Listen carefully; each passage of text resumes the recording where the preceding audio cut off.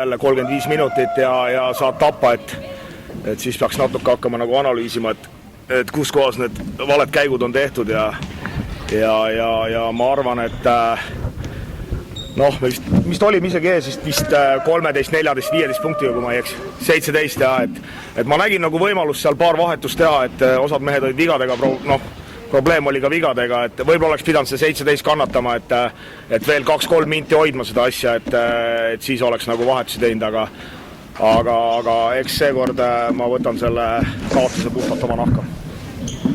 Kiidan vastasvõistkonda, et tuli sellisest seisust järgi ja lõi meid nagu järjekordselt lõi nagu 5 mäng järjest viimastel minutitel meid mättasse. Et nagu võitlevad lõpuni, see on hästi hea omadus, just mängija omadus on see hästi hea.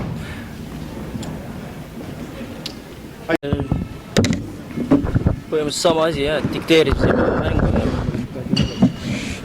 ja mingi hetk enam ei suutnud jälle normaalseid rünnaku lahendusi leida. Hakkasime kiirustama ja siis vastased said kindluse kätte ja läksid mõned hullud sisse ja ei saanud enam. Võib-olla hakkasime kiirustama jälle, oleks pidanud rahulikult võtma rünnaku tempo maha, eks. Nemad olid kaotusseisus, tegid kiireid lahendusi. Aga eks peab üle vaatama selle, et mis seal täpselt oli. Äkki sa võid oma küsimust vähe korrigeerida. Ära nüüd 0-2 seisust ükse küsimus esitama hakka, küll me oleme võitjad tüübid. Ma sulle seda garanteerin, et me oleme võitjad tüübid.